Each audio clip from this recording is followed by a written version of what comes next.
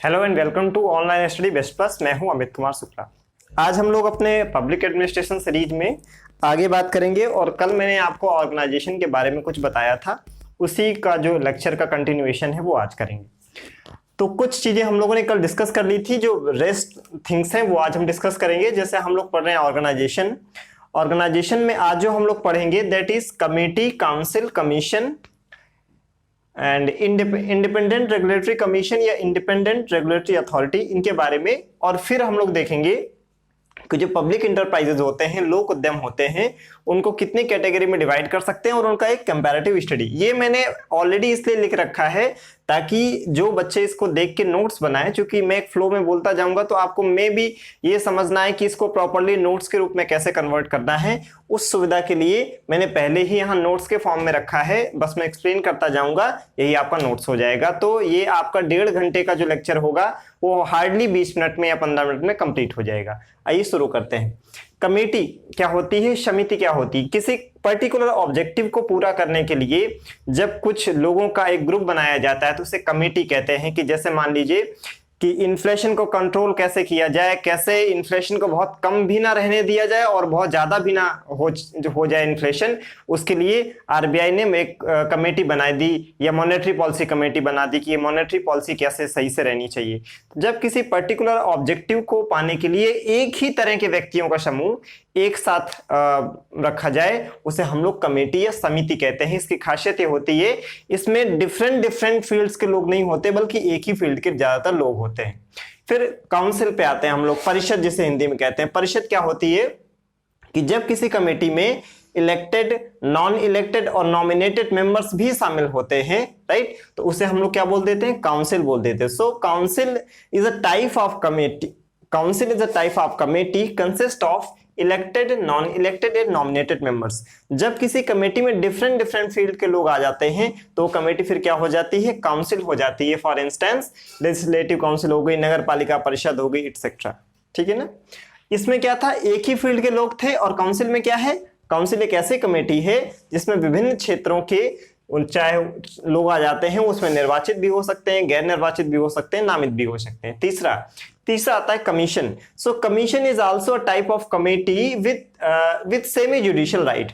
आयोग जो है वो एक ऐसी समिति है जिसके पास अर्ध न्यायिक अधिकार है। अर्ध न्यायिक अधिकार का अर्थ क्या होता है कि जैसे हमारे हाई कोर्ट है, सुप्रीम कोर्ट है, तो ये फुल्ली जुडिशियल बॉडी है, हर तरह की न्याय व्यवस्था देखते हैं, लेकिन हर तरह की इनको जुडिशियल पावर ना दे कि कुछ जुडिशियल पावर दे दिए जाएं जैसे कि जुडिशरी के पास होती है, तो इसी ने क्वासी जुडिशियल या सेमी जुडिशियल अथॉरिटी कहते हैं। तो हमारा जो कमीशन होता है it is also a type of committee with semi judicial right. कौन से वो अर्धन्यायिक अधिकार हैं?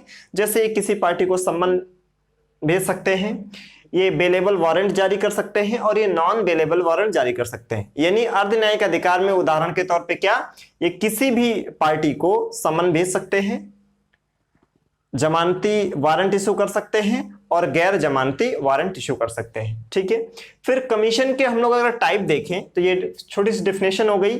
फिर हमने देख लिया कि किस तरह के राइट होते हैं, उसके बाद कमीशन के टाइप कितने होते हैं। जो आयोग होता है कमीशन, उसके 3 प्रकार हो सकते हैं। कौन कौन से? संवैधानिक हो सकता है, विधिक हो सकता है और कार्यपालक आयोग हो सकता है। संवैधानिक आयोग, विधिक आयोग और कार्यकारी आयोग। Constitutional commission, statutory commission and executive commission. Constitution commission का अर्थ क्या होता है कि वो कमीशन जिनका जो इस्टेब्लिशमेंट है वो कॉन्स्टिट्यूशन में ही है, यानी उनके बारे में आर्टिकल है प्रॉपर, वो किसी आर्टिकल में मेंशन्ड है, राइट, उनको हम लोग बोलते हैं constitutional commission. For instant UPSC, union public service commission, article 315। Election commission, निर्वाचन आयोग, आर्टिकल 324। फाइनेंस कमीशन, वित्त आयोग, आर्टिकल 280, राइट। तो ये वो कमीशन है जिनका जिक्र हमारे संविधान में ही हुआ है, राइट, इसलिए हम लोग इन्हें संवैधानिक आयोग, संवैधानिक संस्था है। उनके कार्यक्षेत्र और उनकी जो दायित्व होते हैं वो कहीं ज्यादा व्यापक और महत्वपूर्ण होते हैं। इसलिए अगर इनके आप प्रभाव और शक्तियों के रूप में प्राधिकार में देखेंगे तो ज्यादा जो प्राधिकार होगा वो कॉन्स्टिट्यूशनल के पास होगा, उसके बाद स्टैट्यूटरी के पास होगा, उसके बाद एग्जीक्यूटिव के पास होगा। फिर हम लोग आते हैं स्टैट्यूटरी कमीशन क्या होते हैं? ये ऐसे कमीशन होते हैं जिनका एस्टैब्लिशमेंट कॉन्स्टिट्यूशन में नहीं हुआ है, बल्कि कोई एक अलग से एक्ट लाया गया है। तो जिनका इस्टेब्लिशमेंट एक्ट के थ्रू होता है उन्हें हम लोग विधिक आयोग कहते हैं या स्टैट्यूटरी कमीशन कहते हैं। फॉर इंस्टेंस एनएचआरसी हो गया, आरटीआई हो गया, जितने भी एक्ट आते हैं वो सब क्या है, स्टैट्यूटरी कमीशन का हिस्सा हो सकते हैं। एग्जीक्यूटिव कमीशन क्या होता है कि सरकार के एग्जीक्यूटिव ऑर्डर से जो बना दिया जाए उसे हम लोग एग्जीक्यूटिव कमीशन कहते हैं। जैसे प्लानिंग कमीशन ना, तो प्लानिंग कमीशन जब बनाया गया था तो उसके लिए कोई ना तो कहीं कॉन्स्टिट्यूशन में जिक्र है, ना उसके लिए कोई एक्ट आया था, बस वो सरकार के कार्यकारी आदेश से बन गया था। इन द सेम वे नीति कमीशन का कहीं आर्टिकल में कोई जिक्र नहीं है, कहीं उसके लिए कोई एक्ट नहीं आया है, ये सिंपली एक एग्जीक्यूटिव ऑर्डर से जो बन जाए उसे हम लोग क्या बोलते हैं, एग्जीक्यूटिव कमीशन बोलते हैं। तो अगर आप प्राधिकार में देखोगे तो ज्यादा प्राधिकार किसके पास होगा, कॉन्स्टिट्यूशनल का, उसके बाद स्टैट्यूटरी का और उसके बाद एग्जीक्यूटिव का। Is that clear? इसके अलावा एक और कमीशन है जिसे हम लोग बोलते हैं इंडिपेंडेंट रेगुलेटरी कमीशन या इंडिपेंडेंट रेगुलेटरी अथॉरिटी। हिंदी में कहेंगे स्वायत्त नियामक आयोग। स्वायत्त, इंडिपेंडेंट, रेगुलेटरी मतलब नियामक, जो नियमन करता है, रेगुलेशन करता है, कमीशन मतलब आयोग, या इंडिपेंडेंट रेगुलेटरी अथॉरिटी, स्वायत्त विनियामक प्राधिकरण। तो पहले आप देखोगे कि ये इसकी जो शुरुआत हुई है वो अमेरिका से हुई है। तो अमेरिका में जो उनकी टेनेसी रिवर है वहां पे प्रॉपर वे में डेवलपमेंट करने के लिए कारपोरेशन बनाया गया जिसको बोला गया टेनेसी वैली कॉर्पोरेशन। जब टेनेसी वैली कॉर्पोरेशन बहुत अच्छे से काम किया तो इससे दुनिया के अन्य क्षेत्रों में बहुत मोटिवेशन मिला कि हम एक पर्टिकुलर ऑब्जेक्टिव को अचीव करने के लिए कुछ इंडिपेंडेंट ऑर्गेनाइजेशन या कमीशन भी बना सकते हैं, राइट। इसीलिए दुनिया में पहला जो इस टाइप का ऑर्गेनाइजेशन बना, आईआरसी बना या आईआरए बना, वो अमेरिका में बना था। इसीलिए इन्हें आर्म्स ऑफ कांग्रेस कहा जाता है, क्योंकि वहां की जो पार्लियामेंट है कांग्रेस, उसी ने उसका गठन किया था, इसीलिए इसे आर्म्स ऑफ कांग्रेस या कांग्रेस की भुजा कहा जाता है।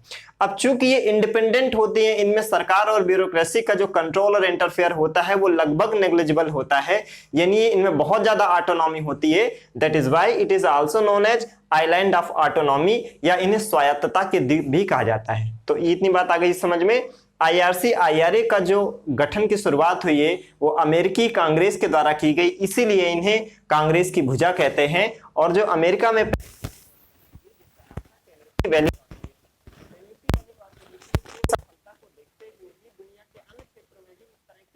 ऑर्गेनाइजेशन बने, जैसे इंडिया में इस तरह का जो पहला ऑर्गेनाइजेशन बना था वो है दामोदर वैली कॉर्पोरेशन, वो जो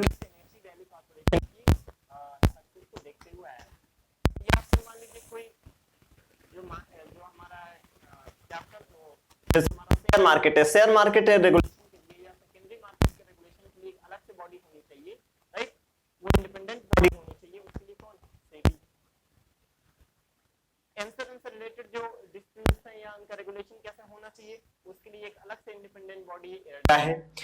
जो टेलीकम्युनिकेशन से रिलेटेड जो चीजें हैं उनमें इंडिपेंडेंट बॉडी या ऑर्गेनाइजेशन होना चाहिए, उसके लिए ट्राई है। हमारा जो फिजिकल इंफ्रास्ट्रक्चर है, रोड है, हाईवेज है, एक्सप्रेसवेज हैं, इनके स्मूथ डेवलपमेंट एंड रेगुलेशन के लिए अलग से बॉडी होनी चाहिए, that is national highway authority of India, NHAI। ये वो ऑर्गेनाइजेशन जिसमें गवर्नमेंट का कंट्रोल या ब्यूरोक्रेसी का इंटरफेयर नेग्लिजिबल होता है, और इसीलिए इन्हें स्वायत्तता के द्वीप या आइलैंड ऑफ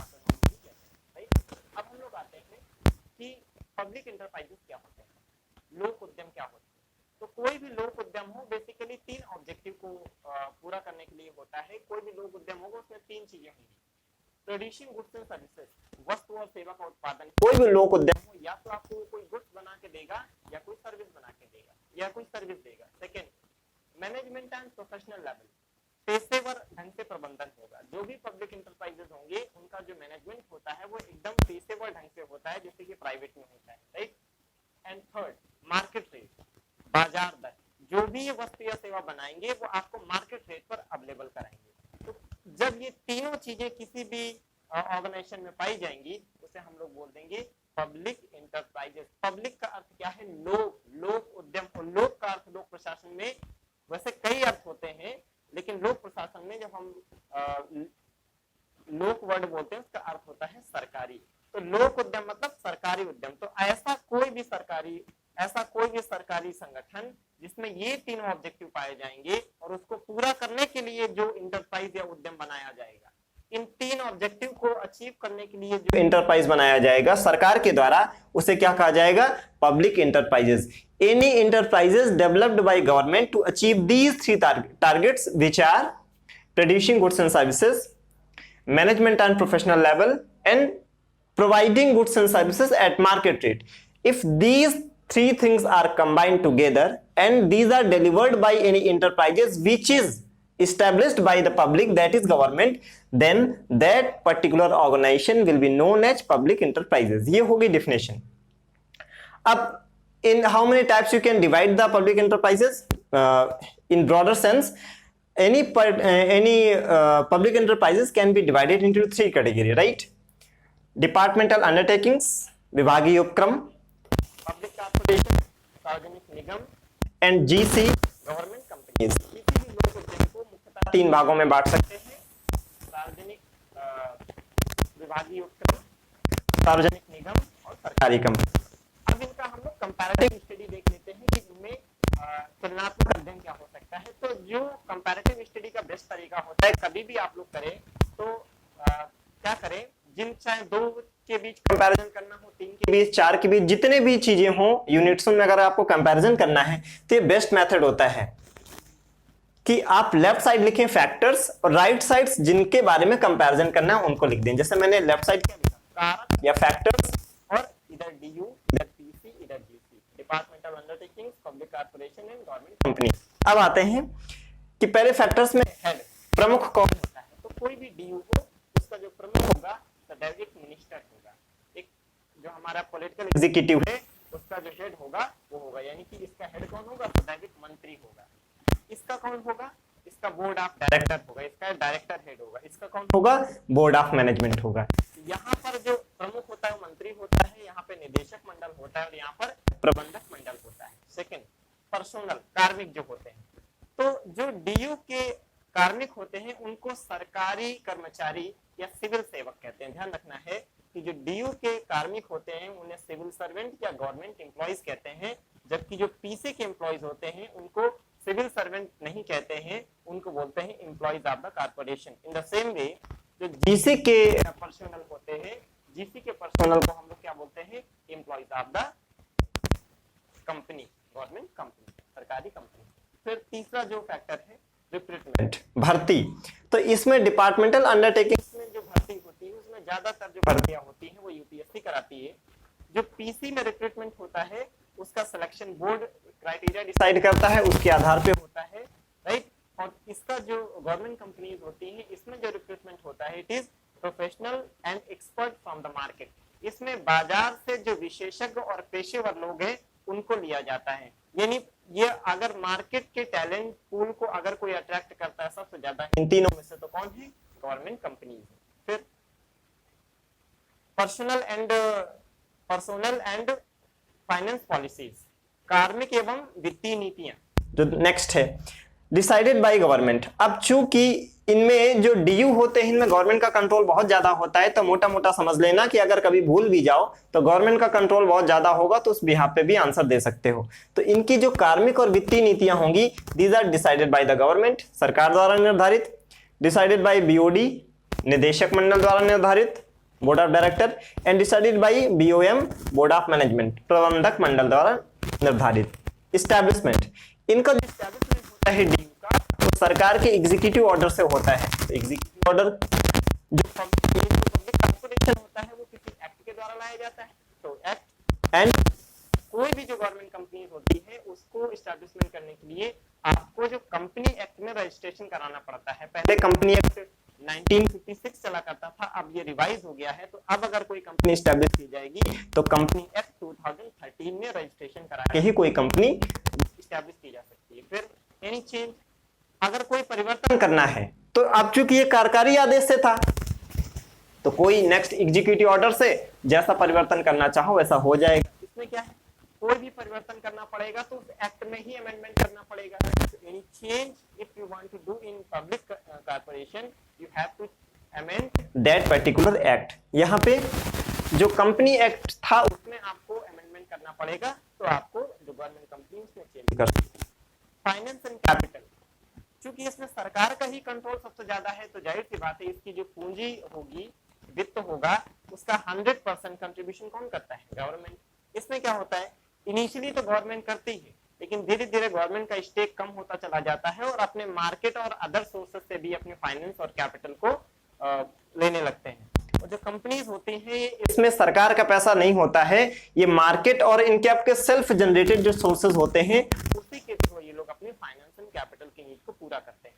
तो कहीं ना कहीं आप देखोगे जो कंपनी होती है उसमें ऑटोनॉमी वाला पोर्शन ज्यादा है, जो ड्यू है इसमें गवर्नमेंट का कंट्रोल वाला पोर्शन ज्यादा है, और जो पब्लिक कारपोरेशन है ये बीच का है, ना तो एकदम जीसी की तरह ऑटोनॉमी है और ना ही डीयू की तरह सरकार द्वारा कंट्रोल और ब्यूरोक्रेसी द्वारा इंटरफेयर।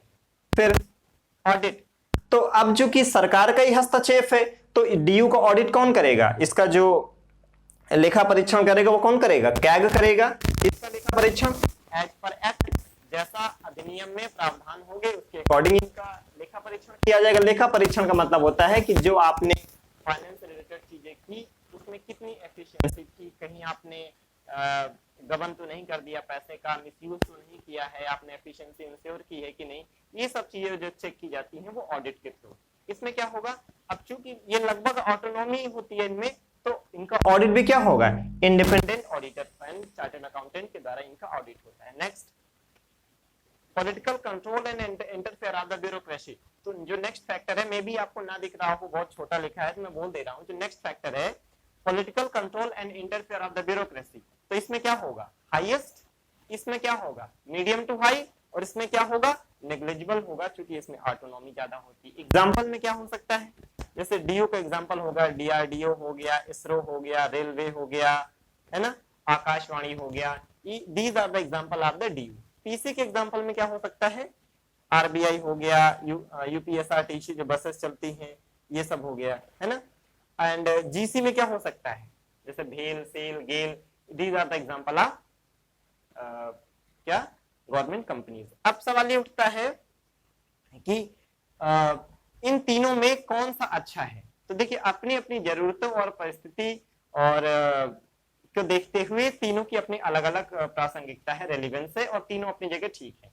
जैसे अगर कोई ऐसा अगर सरकार की कोई स्ट्रैटेजिक एंड सिक्योरिटी से रिलेटेड कोई ऑर्गेनाइजेशन है तो जाहिर सी बात है उसमें गवर्नमेंट का कंट्रोल बहुत ज्यादा होना चाहिए। आप प्राइवेट के हाथ में देश की सुरक्षा को नहीं सौंप सकते हैं। तो जहां पे सामरिक कोई रणनीतिक, सामरिक या देश की सुरक्षा से जुड़ा संगठन की बात है तो वहां पे कौन अच्छा हो सकता है? डीयू अच्छा हो सकता है, राइट। तो whenever the matter is related to strategic point of view and safety and security of the nation and the country, then the DU type of organization will be much better, right? Because the safety and security and sovereignty of any country must be in the hand of the government. So those organizations will be much better which are totally controlled by the government, right? इसीलिए जैसे आप देखोगे DRDO है, इसरो है, तो ये critical technology बनाते हैं, स्पेस सेक्टर में हमको बढ़ा देते हैं। अब ये क्रिटिकल फील्ड हो गए सब, राइट। इसलिए ये क्या है? बहुत जरूरी है हमारे लिए, ठीक। और जैसे रेलवे है, तो अब रेलवे में थोड़ा प्राइवेटाइजेशन को बढ़ावा दे रहे हैं, राइट। लेकिन आप रेलवे देखोगे क्या है, हमारा वो क्रिटिकल इंफ्रास्ट्रक्चर है, ठीक है ना, इसलिए रेलवे को इसमें रखा है। तो जो हमारा सेफ्टी, सिक्योरिटी, सॉवरेनिटी और हमारे क्रिटिकल एस्पेक्ट से जुड़े हुए मुद्दे होंगे, उनके लिए किस टाइप का ऑर्गेनाइजेशन ज्यादा अच्छा होता है? डिपार्टमेंटल अंडरटेकिंग से ज्यादा अच्छा होता है। अगर लार्जर पब्लिक इंटरेस्ट से जुड़ा कोई मुद्दा है तो उसके लिए सबसे अच्छा जो ऑर्गेनाइजेशन माना जाता है या पब्लिक इंटरप्राइजेस माना जाता है, दैट इज पब्लिक कारपोरेशन। जैसे आपका आरबीआई हो गया, है ना, हम बैंक पे पैसा जमा करते हैं, बैंक वाले कहीं अपनी मन मर्जी ना करने लगे, उनके ऊपर आरबीआई को बिठा दिया गया है। इसी तरह ट्रांसपोर्टेशन के लिए यूपीएसआरटीसी को बनाया गया है, राइट, कि बस वाले मन मुताबिक किराया ना वसूले, है कि नहीं, ठीक। और जहां पे प्योरली कॉमर्शियल चीजें हो, जहां पे विशुद्ध मुनाफे और व्यापार के लिए अगर कोई ऑर्गेनाइजेशन इंटरप्राइजेस बनाया जाना है, तो जहां पे मुनाफा ही मेन उद्देश्य हो, सरकार का रेवेन्यू कैसे ज्यादा जनरेट किया जाए, अगर ये उद्देश्य है तब उसके लिए जो सबसे अच्छा इंटरप्राइजेस होता है वो गवर्नमेंट कंपनीज होता है, राइट। तो ये हम लोगों ने इसका हमने कंपैरेटिव स्टडी के साथ साथ में हमने ये भी देख लिया कि कब कौन सा ऑर्गेनाइजेशन हमारे लिए अच्छा होता है। फिर जो कंपनी होती है इसको भी हम लोग दो पार्ट में बांट सकते हैं, limited company and non limited company.